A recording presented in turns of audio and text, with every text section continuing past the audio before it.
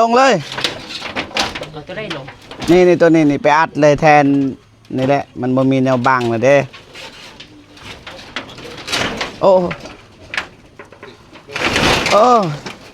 บ่จับอยู่สังกะสีนะไปจับใหม่เพิ่นน้องเด้อ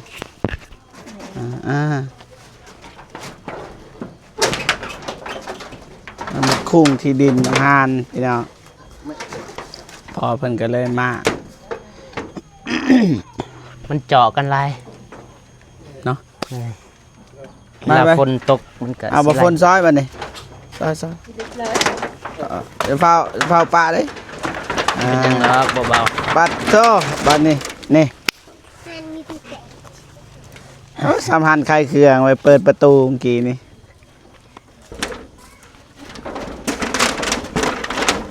โอ้ยพี่น้องเอ้ยแรกไปบ้านอาหารครั้งแรกโดยเป็นครั้งแรกครั้งสุดท้าย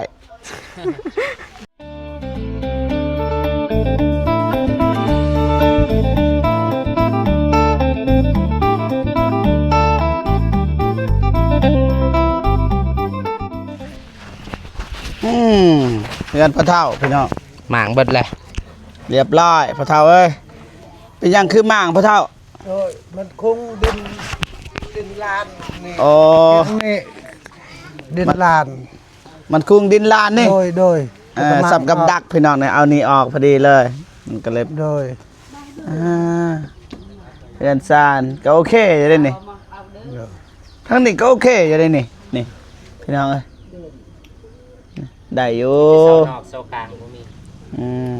ตัดเบิดเลยเรียบร้อยบ่ให้มันคุ้งแซ่นี่บ่โดยคลั่มให้มันคุ้งบ่มันกะล่ำมันขับให้เพิ่นดินเพิ่นคือนั่งคักแท้นั่งแล้วได้ลูกบ่นั่งดอกนั่งเฮ็ดคืออยู่วัดอยู่ว่านี่บ่นั่งดอก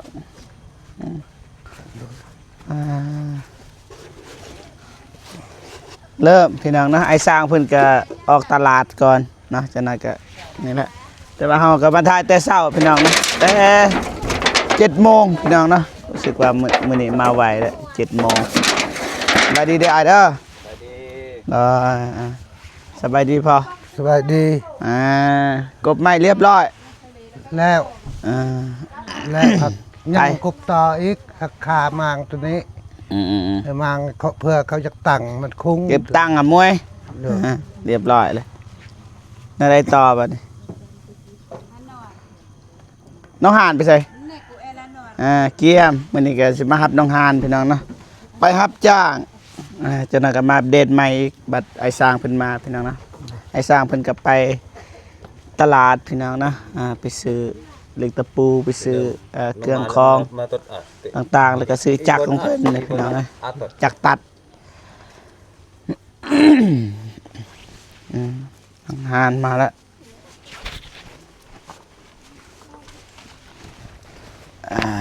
ใช่น้องหานไม่ดอยโอ้ข้าวโดยสบายดีเด้อเบาเจ็บโดยสบายดีพ่อแม่ผู้ใหญ่ใจบุญทุกท่านและ FC ทุกท่านหรือว่าอยู่ในลาวและไทยและต่างประเทศก็ขอสวัสดีสบายดีเมิดสุขุสุคนเด้อนี่ยังทางหลังอาวุธเนี่ยเข้าไปรับจ้างดินเบาฝนพี่น้องไงเดี๋ยวเจอกันกับใบเตียงนะนำทีมโดยเบาเตียงทองแซนแนลพี่น้องไงขนาดใหญ่เฮานี่แหละทางนั้นก็คนดังพี่น้องนะมานี่เจ๊มานี่เจ๊กาแฟอันนี้บ่แม่นเจ๊มันและบ่แม่นและสบายดีเด้อเอ้ยเดิมไม่ให้เพิ่นนะเจ๊สบายดีน้องหานกำลังอกหักใหม่ๆพี่น้องโดยสบายดีเด้อไอ้เจ็บโดยสบายดีเด้อพ่อแม่พี่น้องผู้ใหญ่ใจบุญทุกท่านสบายดี FC ทุกท่านเด้อสบายดีและสวัสดีเบิดสุขุสุขคนเด้อสบายดี เจ๊กาแฟมันนี่เบิดเลยซ้ำเดินบานเอาว่าสิเอาบานแล้วก็ไปเตะอยู่หันเศษโกนประตูเสียใจนำเด้อ โดย อ้ายก็สุดเก่าสุดเมื่อวานนั่นแหละมาแต่ปักเซคือเก่ามาแต่เช้าออกมาแต่6 โมงตอนนี้ก็7 โมงแล้วพี่น้องเอ้ยแต่เช้าเฮ็ดเด็ดเลยเราถามบ่ฝนก่อนให้บ่ฝนซอยจับหน่อยหนึงฝากกันโอ้โหบ่ฝนมาบ่ฝนมานี่แป้งให้นี่เดี๋ยวฝากก่อนจับกล้องให้บ่ฝนสบายดีบ่ฝน สบายดี สบายดีเด้อบ่ เด้อ ไปให้ผ่อนจับกัน นี่เริ่มมานี่ให้คุณ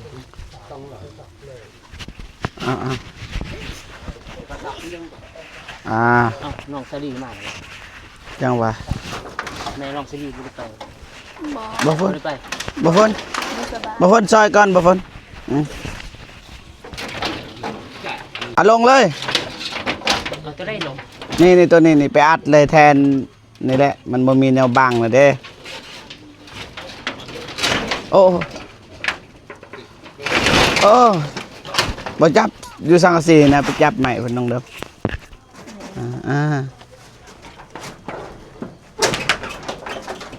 มันคุ้งที่ดินหานพี่น้องพอเพิ่นก็เลยมา มันเจาะกันหลาย เนาะ เว มา ลา ไป ฝนตกมันก็ เอาบ่ฝนซอยบัดนี้ซอยเดี๋ยวเฝ้าปลาเด้ เป็นจังเนาะเบา บัดโตบัดนี้นี่สำหันไข่เครื่องไว้เปิดประตูเมื่อกี้นี่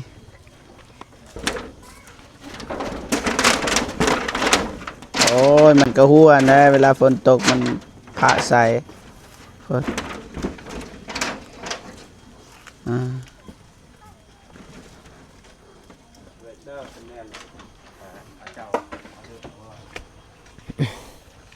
มานี่เด้อมานั่งนี่ก่อนฮู้อยู่บ่มื้อนี้ไปไส ไปเสียหญ้า ไปเสียหญ้า โดย ไปเสียหญ้าแล้วอีหยังอีก จับกาแฟ เก็บกาแฟเนาะไปซอยได้มื้อนี้ โดย ไปซอยไปใส่เบาพ่นซะว่าง่ายๆเนาะ สบายดีเด้อเซคุณยายใจบุญทุกทานสบายดีเด้อบัดทุกคนสบายดี สบายดีเด้อพ่อแม่ผู้ใหญ่ใจบุญทุกท่านและ FC ทุกท่านหรือว่าอยู่ในลาวและไทยและต่างประเทศก็ขอสวัสดีสบายดีเมิดสุขุสุคนเด้อ โดยเนาะเกี่ยมแล้วว่าอุปกรณ์ครบ มีแต่กระจก กระจกโอ้สิขุดดินอยู่หั่นบ่ เล็กแวกบ่ แม่นแวกกระจกเนาะพี่น้องบ่ว่ากันน้องห่านถืออยู่บ่ คุ ถือข้าวน้ำถืออยู่บ่ คือนั่นแหละแดบอีกเขา คือแต่เด็บเนาะบ่แม่นข้าวเนาะ บ่แม่ น้ำมีแล้วบางคนเอามาอยู่ถือทางน้องสลีก็คน น้องสลีมานี่คนดัง หาเด็บไม่แวนไม่ดอก น้องสาวคนดัง แม่บ่ได้มาบ่สลีแม่บ่ไปนำบ่ฮะ เจ็บมือแล้วบ่สบาย มือเบื้องไหนเอาเบื้องใส่เก็บก็ได้ขัวหายใส่ดีเด้อ โดยสบายดีบ่เจ็บโดยสบายดีทุกคนโดยสบายดีพ่อแม่พี่น้องและผู้ใหญ่ใจบุญทุกท่านและ FC ทุกคนหรือว่าอยู่ในลาวพังไทยและต่างประเทศและคนอยู่ในบ้านก็ขอสวัสดีสบายดีเด้อเบิดสุขสุคน เกี่ยมยังไงไอ้ยังในธงนี่ เขา อันนวล ใช่ คืออยู่บ่เล็กกระแบก ใส่เบิ่งเข่า โอ้ ถือลายบ่ หน่อยเดียว ว่ามันข้าวกระจุบ่ บ่ ใส่เบิ่ง ข้าวผสมมันเนาะทาง ข้าวผสมมัน แม่ แม่นบ่ บ่ ใส่เบิ่ง ท่านแม่นบ่พุ่นสิ ออก เปลี่ยน มา กินบ่พุ่นมักกิน อ่าอายบ่อู้พอดีกินว่าซำนี่ มานี่น้องชาย น้ำข่อยก็มี อ่า ลาย เราสิไปนำบ่ไปบ่เดิน จะได้ มีเล็ก บ่ กระบอกกระแบกบ่ บ่ฝน อันนวลจ้ะไปเอาติ บ่ฝน ฮะ จะน้อยคันตัวอย่างไปส่งน้องเรียบร้อยอัปเดตเรียบร้อยฮะก็สิกลับมานี่คือเก่าก ลับมาอันนี้บ่ อัปเดตบ้านนี่แหละเพราะว่าไอ้สร้างเพิ่นเฮ็ดมื้อนี้เด้ เดินนะ แต่ว่าตอนนี้เข้าตลาดก่อนพี่น้องนะเข้าแต่เช้านี่แหละตอนนี้ก็ประมาณ7 โมง แม่ อืม 7 โมงเนาะ ยิ้มเลยดังเดิมเนาะเมื่อวานอกหักน้ำตาท่วมจอขีดบ่ฝนบ่ฝนใส่ทฤษฎีเต็มอยู่หั่นเข้าไปเบิ่งพี่น้อง มีเว้าทฤษฎีแม่นอยู่ถึงอยู่ว่า เนี่ยดีใจ FC ผู้ใหญ่ใจบุญและทีมงานไอ้เจ็บไอ้ มานี่น้องสาย ให้กำลังใจ โดยขอบใจอ้าวสบายดีเนาะ โดยสบายดีเราเก็บสบายดีผู้ใหญ่ใจบุญและสิทุกท่านหรือว่าในลาวและไทยและต่างประเทศก็ขอสวัสดีสบายดีเบิดสุขทุกคน รู้สึกว่าเมื่อยบ่แล่นมาบ่ แม่ แล่นไปเอาลิกแวกโอ้ยเกี่ยมบ่ เกี่ยมแล้วสิออกเดินทางไปเลย ไปครบแล้วบ่ซำนี่ ครบเบิดซ้ำนี่ทางแม่ซาลีก็บ่ได้ไปนำบ่สบาย ไปอีก เบิดซ้ำนี่แหละ น้องฝน บ่น้องฝนไปล่ะ บ่น้องฝน เอาแล้วว่าบ่ไปเด้ โอ้น้องฝน ขาเวียกวัน ขาไปนอน มาบ่ทัน แม่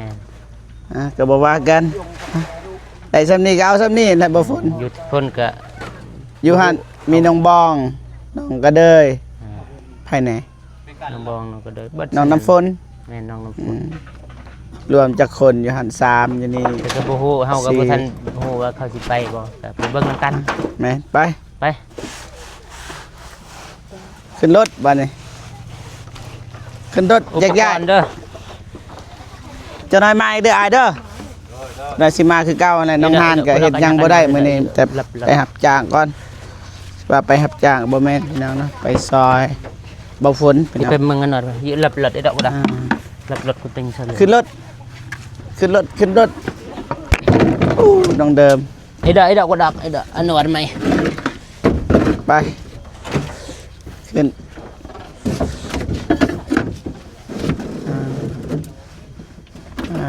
บ่เมารถบ่ขึ้นรถอ่า มัดตัวนี้ก่อน มาถึงบ่ ยันมัน10 บาทรถ ยันรถนี่10 บาท มันบาทรถนี่ยากเด้ ตึกว่ารถบาทเนาะ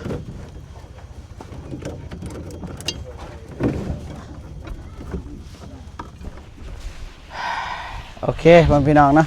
ตอนนี้ทางทีมงานเฮาก็มาฮอดบ้านอาหังพี่น้องนะบ้านน้องบองพี่น้องนะเราทาน้องบองก่อนพี่น้องนะนี่ครบทีมเลยบ่าวฝน สบายดี สบายดี น้องซาลีจับก่อนนี่น้องซาลีบ่าวฝนน้องฮานน้องทราย สบายดีโดย นางเอก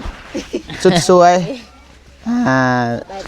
สวยสุดในลาวใต้แล้วก็ดัง ดีเด้อพ่อแม่พี่น้อง คลิปเก้าหั่นแหละ ครั้งแรกได้ไปบ้านอาหาร ครั้งแรก เอาไม้ให้ เอา บอกกันเด้อบอกก่อนครั้งแรกพี่น้องเอ้ย จำได้หลายสิ่ง ครั้งแรก เดิม ได้ไปบ้านอาหาร ครั้งแรก โดย เป็นครั้งแรกครั้งสุดท้าย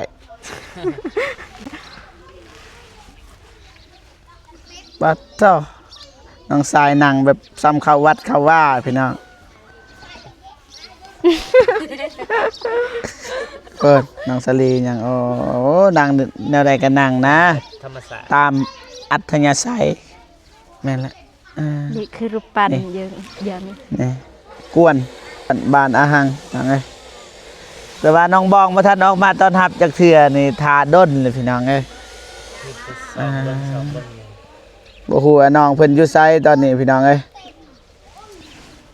ทีมงานน้องบองมาอีกแล้วน้องบองมาแล้วพี่น้องเอ้ย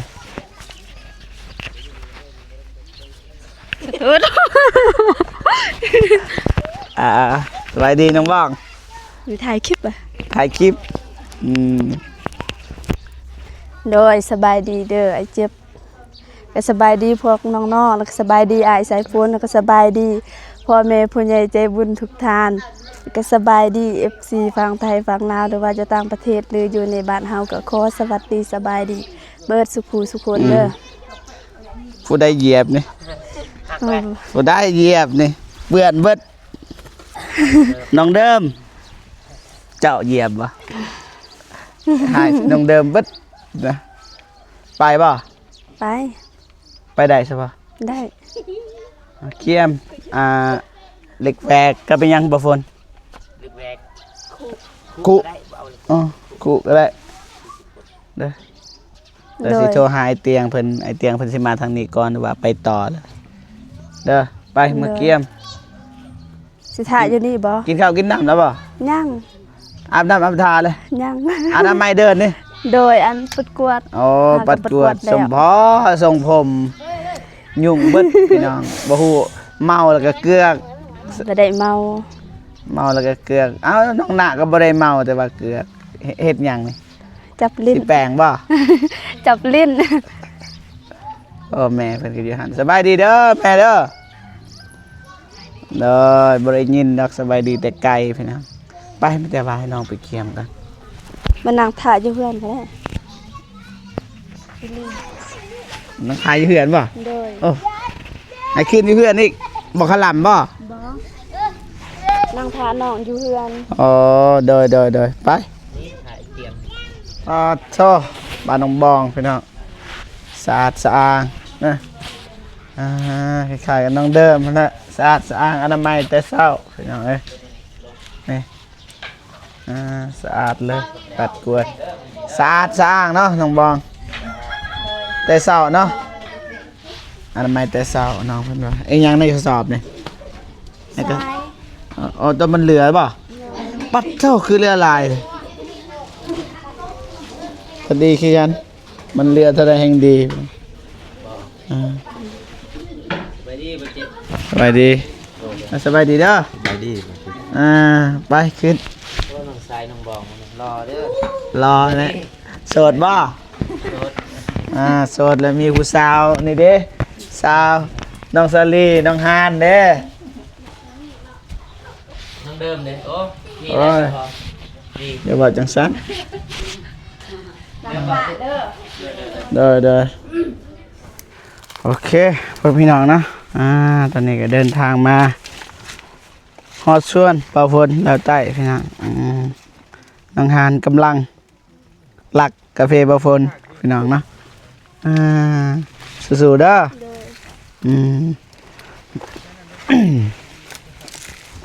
นี่น้องก็เดยกับน้องบองพี่น้องนะไหวเนาะน้องบองไหวนะ โดย น้องก็เดย สบายดีเด้อ บ่สบายดีก็ได้สบายดีหลายเทื่อเลยสบายดีตลอดหลายเทื่อเลย10 เทื่อแล้วสบายดีนี่ก็ได้สู้ๆเด้อบ่อยากอยู่ดน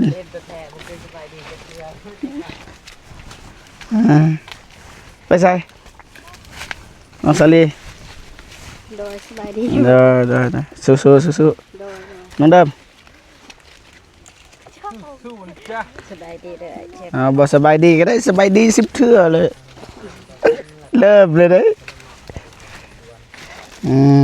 ไปสู้ๆเด้อไปใส่เบิดเลยเนาะฝนอย่าหันเบิดโธ่ส่วนบ่ฝนพุ่นส่วนบ่ฝนแต่นี่ฮอดผู้เบิดแล้วนี่ สิว่าฮอดก็บ่ฮอดพี่น้องประมาณอยู่100 ไร่ประมาณนั้นแหละพี่น้องโอเคพ่อพี่น้องเนาะทางทีมงานเฮาก็มารับจุน้องๆเพิ่นก็มาเบิ่งจุน้องเก็บกาแฟแต่ว่าตอนนี้บ่าวเจ็บก็สิจบคลิปก่อนเนาะหักแพงพ่อพี่น้องเบิดทุกคนเด้อบ่าวเจ็บก็สิจบคลิปก่อนเนาะพอๆกันคลิปหน้าสำหรับคลิปนี้ก็กล่าวว่าสบายดีเด้อพ่อแม่พี่น้องเบิดทุกคนเนาะบ๊ายบายพี่น้อง